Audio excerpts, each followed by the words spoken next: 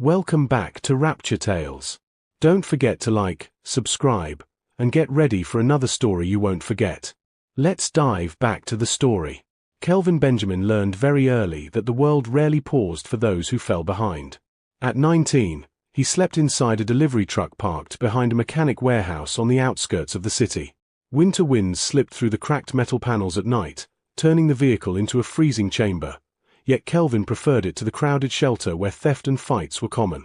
Each morning before sunrise, he wiped condensation from the truck windows, straightened his single backpack, and stepped into the day with a quiet promise to himself: he would never remain invisible. During the day, he worked at the warehouse repairing small transport vans. His hands were often bruised, his fingernails permanently stained with oil, but customers trusted his precision. Kelvin possessed an unusual patience. He treated every broken engine like a puzzle waiting to be solved. The owner, Mr. Callahan, noticed this and began allowing him extra hours. Kelvin never complained, never arrived late, and never wasted a single dollar he earned. While others spent their wages on temporary comfort, Kelvin purchased second-hand business books and studied them beneath a flickering street lamp. Opportunity arrived disguised as risk. One evening a supplier defaulted on a shipment, leaving Callahan unable to fulfill a lucrative contract. Kelvin proposed an alternative routing strategy he had calculated after weeks of observing delivery inefficiencies. Callahan hesitated. Kelvin was just a young mechanic, but desperation forced him to listen. The plan worked. Within months, Kelvin negotiated a small profit share instead of a raise, reinvesting every cent into acquiring one used truck, then 2, then 5. Sleep became optional. Ambition did not. By 27, he owned a modest logistics company known for reliability. What drove him was not greed but a fierce determination never to return to helplessness. Despite his growing success, Kelvin remained emotionally restrained. He spoke politely yet sparingly, trusted slowly, and avoided celebrations. His life ran on structure, early mornings, calculated expansion, disciplined savings. That balance shifted the afternoon he met Laura Bennett. Rain poured relentlessly that day, flooding the sidewalks and trapping pedestrians beneath awnings. Kelvin ducked into a small bookstore to avoid the storm. Inside, laughter drifted between the shelves, warm, unguarded laughter that felt almost foreign to him. He turned and saw her, a young music teacher arguing playfully with the cashier about a mispriced novel. Her umbrella dripped onto the wooden floor while she apologized repeatedly, then laughed again at herself. When she noticed Kelvin holding the same book she wanted, she smiled without hesitation and suggested they share it until the rain stopped. No one had ever spoken to him with such immediate ease. They sat near the window, discussing everything from travel dreams to childhood memories. Laura believed life should be experienced generously, with curiosity, with kindness, with rest. Kelvin found himself listening more than speaking, surprised by how naturally silence between them felt comfortable rather than guarded. Their meetings became frequent but never forced. Midnight diner conversations stretched into early morning walks. Laura introduced him to music concerts in open parks. Kelvin introduced her to quiet rooftops where the city lights resembled scattered constellations. She teased him for scheduling his weekends like business meetings, and he teased her for carrying sheet music everywhere just in case inspiration strikes. Slowly, Kelvin allowed himself to loosen the armor he had worn for years. Love did not arrive dramatically. It settled gently, like sunlight gradually filling a room. When he proposed, Laura accepted before he finished asking. Their marriage was intimate rather than extravagant, a small gathering, soft piano melodies, promises spoken with trembling sincerity. For the first time since boyhood, Kelvin felt he had somewhere to return emotionally, not just physically. Marriage softened his routines. He learned to leave work early. He learned that success meant little if it could not be shared over dinner. Laura filled their home with music and spontaneous dance, convincing Kelvin that joy did not require permission. She spoke often about building a future that extended beyond profit, one that quietly lifted others without spectacle. Kelvin listened. Her compassion reshaped his understanding of wealth. Then, without warning, life shifted. Laura fell ill after what seemed like a routine exhaustion. Tests led to more tests. Optimism slowly gave way to clinical seriousness. Hospital corridors replaced their evening walks. Machines hummed steadily while Kelvin sat beside her bed, gripping her hand as though strength could travel through touch alone. Doctors spoke carefully, but Kelvin understood enough to recognize uncertainty. Laura faced her condition with astonishing calm. She asked Kelvin to promise that he would continue living fully regardless of what happened. He refused to entertain the possibility of losing her, yet fear settled heavily inside him. Weeks blurred into one another until the morning her breathing grew shallow and the monitors fell quiet. In a single irreversible moment, the world he had painstakingly built lost its center. Grief altered Kelvin in ways success never could. He returned to work quickly, but not from resilience, from avoidance. Expansion accelerated. Offices multiplied. Contracts widened across state lines. Employees described him as visionary. Marcus Reed, the attorney who had become his closest confidant, recognized the truth. Kelvin was outrunning sorrow. Years passed, and his company evolved into a national logistics force. Wealth followed naturally, yet fulfillment did not. Kelvin lived in a refined home overlooking the river, but most rooms remained unused. Silence lingered where music once lived. While Kelvin mastered boardrooms, 12-year-old Elena mastered survival. She moved through the city like a shadow, small yet perceptive. Homelessness had taught her that awareness meant safety. She memorized bus schedules not to ride them but to know when stations emptied. She identified which cafes discarded unsold bread and which security guards were kind enough to look away. Pride prevented her from begging. Instead, she observed, calculated, adapted. Officer Daniel Brooks often spotted her near a public library. He once approached intending to escort her to a shelter, but Elena's composed explanation, that crowded spaces frightened her, gave him pause. Rather than force the issue, he began leaving packaged meals on a bench during his patrol. Elena never asked for help, yet she always whispered thank you into the night. One particularly cold evening, she discovered that St. Michael's Church remained unlocked until late. The building radiated warmth even after services ended. Mrs. Agnes Whitmore, the elderly caretaker, noticed Elena's quiet entrances but chose compassion over interrogation. Without discussing it openly, Agnes ensured a side lamp remained lit and that spare blankets appeared folded near the last pew. The church became Elena's refuge. She studied the echoes of the structure, learning how sound traveled beneath the arched ceilings. Rainstorms sounded gentler there. Fear felt distant. Fate brushed past both lives on an ordinary morning outside a bakery. Kelvin exited with a box of pastries intended for his staff. Elena stood across the street, watching the rhythmic opening and closing of the shop door, warmth spilling out each time. Kelvin noticed her briefly, a thin girl with observant eyes, not pleading, simply watching the world calculate itself around her. He considered approaching but hesitated, unsure whether his presence might alarm her. A passing taxi interrupted the moment, and he stepped inside. Elena, however, remembered him. Months earlier, a volunteer outreach group had distributed meals funded quietly by Kelvin's company.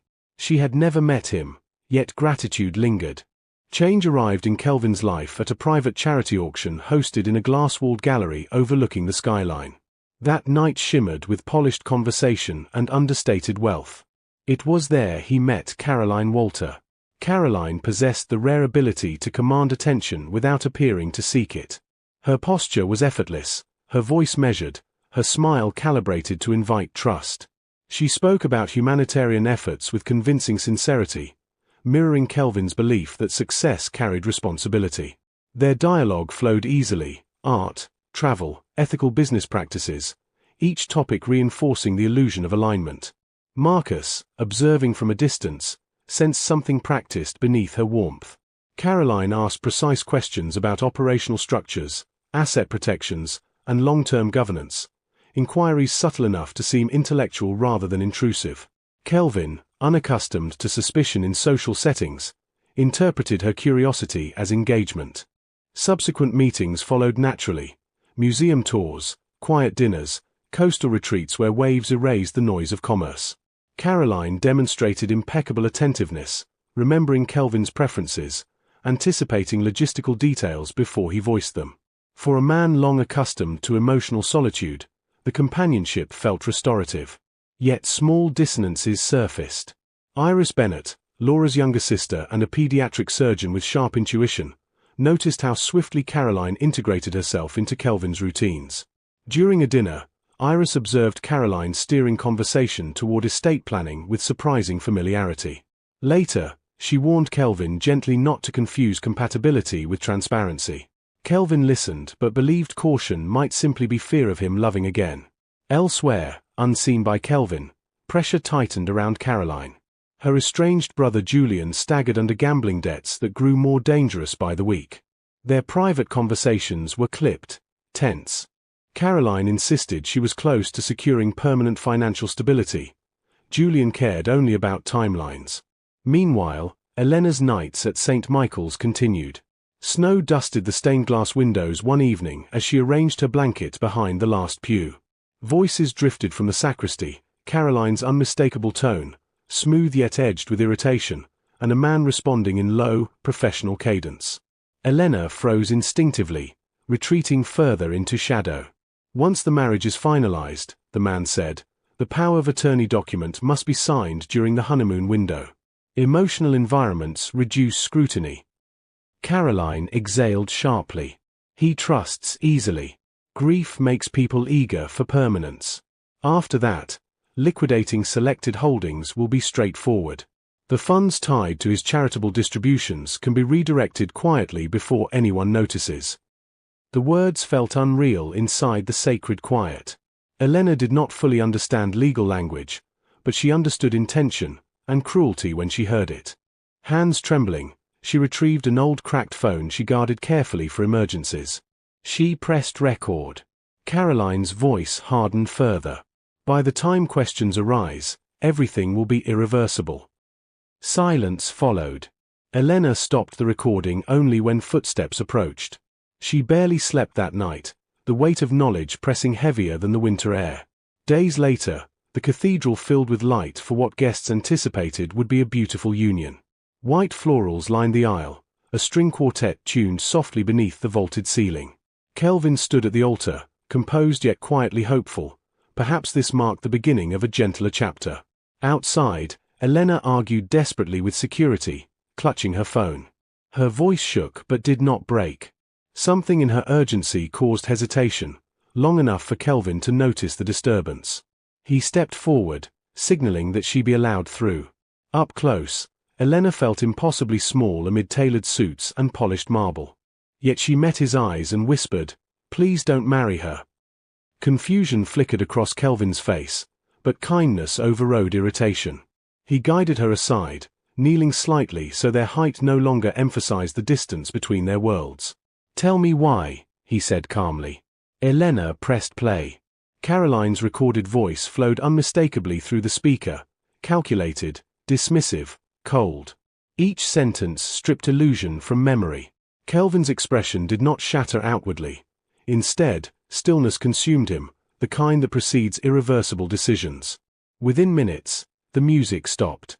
Murmurs rippled through the cathedral as Kelvin turned toward the guests, then toward Caroline, whose composure faltered for the first time. "The ceremony will not continue," he announced quietly. Shock spread faster than sound. In that suspended moment, two lives altered direction forever, the millionaire spared from betrayal, and the homeless girl who chose courage over invisibility. The cathedral never fully regained its silence after Kelvin halted the ceremony. Guests whispered in tight clusters, confusion rippling beneath the painted ceilings while florists froze beside arrangements that now felt unnecessary.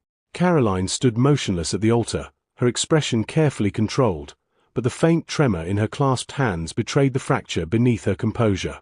Kelvin did not raise his voice, nor did he allow anger to guide him. Instead, he requested the recording be played through the church's sound system. As Caroline's own calculated words filled the sacred space, disbelief shifted into unmistakable understanding. Some guests lowered their gaze in discomfort, others stepped backward as if deception itself were contagious. Caroline attempted denial at first, claiming the recording had been manipulated, but her lawyer Thomas Hale understood the weight of evidence the moment he heard his own voice echoing across the nave. His silence confirmed more than any confession could. Marcus Reed, who had arrived minutes before the procession, immediately contacted authorities. Officers entered with respectful restraint, yet their presence carried finality. Caroline's polished facade collapsed not into theatrics but into cold fury. She glared not at Kelvin, but at Elena, the smallest person in the room, yet the only one she had failed to anticipate. Through it all, Elena remained near the side aisle, uncertain whether she had done something heroic or unforgivable. When the officers escorted Caroline and Hale away for questioning related to fraud conspiracy, the tension seemed to drain from the cathedral in one long collective breath. Kelvin turned slowly toward the girl. Gratitude rose within him, but so did a sobering realization.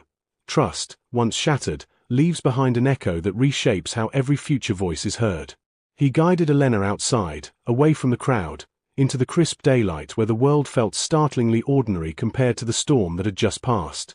In the days that followed, the city buzzed with restrained speculation. Kelvin ignored most of it, withdrawing instead into the quiet structure of his home. Marcus worked relentlessly to reinforce every legal safeguard around Kelvin's holdings, ensuring no hidden mechanisms remained from Caroline's planning.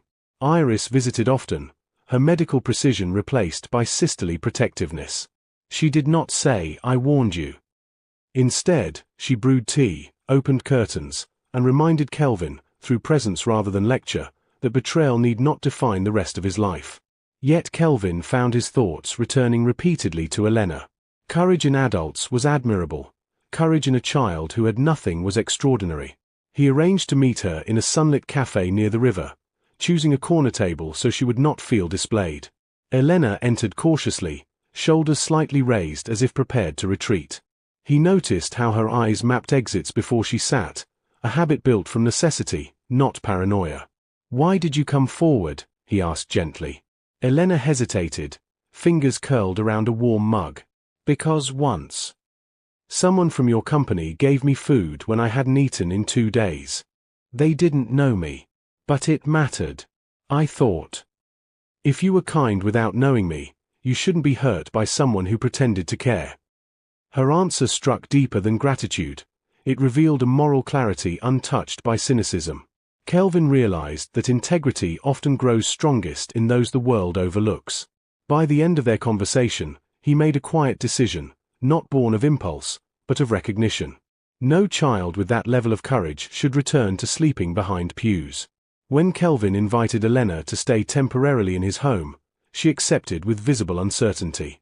The house overwhelmed her at first, ceilings too high, hallways too quiet, choices too abundant. On her first night, she slept poorly despite the softness of the bed, instinctively waking at every unfamiliar sound.